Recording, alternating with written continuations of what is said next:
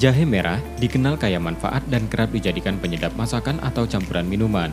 Namun di tangan ibu-ibu PKK, jahe merah dikreasikan menjadi panganan biskuit yang gurih. Dengan khasiatnya, biskuit lezat ini hanya dijual Rp25.000. Biskuit jahe merah ini adalah salah satu inovasi yang dibuat tim penggerak PKK Kota Prabu Muli dan dipamerkan dalam Festival Rempah Sumatera Selatan tahun 2021. Produksi olahan rempah ini menjadi upaya pemberdayaan perempuan selama pandemi, agar tetap produktif tanpa harus meninggalkan rumah. Dukungan PKK sangatlah positif ya.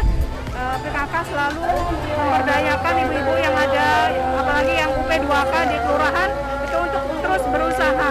Karena di masa pandemi ini ibu-ibu kan banyak di rumah, dan mereka bisa memproduksi hasil-hasilnya di rumah, tanpa mereka meninggalkan rumah. Jadi mereka walaupun di masa pandemi, mereka tetap ada usaha di rumah.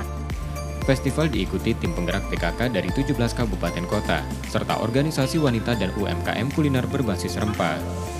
Lewat festival diharapkan bisa digali lebih banyak kekayaan rempah Sumatera Selatan, memperbanyak khasiat kuliner khas daerah serta meningkatkan kesehatan masyarakat saat pandemi.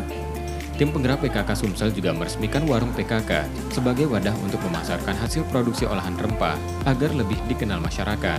Ketika orang sudah mulai melupakan tanaman-tanaman rempah ini, ternyata PKK membangkitkan dengan cara memamerkan rempah yang begitu kaya.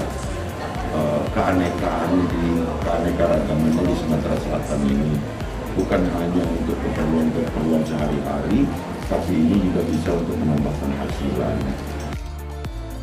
Festival Rempah Sumsel yang berlangsung pada 4 dan 5 Desember 2021 di Museum Tekstil Palembang bisa Anda manfaatkan untuk mengenal lebih dekat produk rempah asli Sumatera Selatan.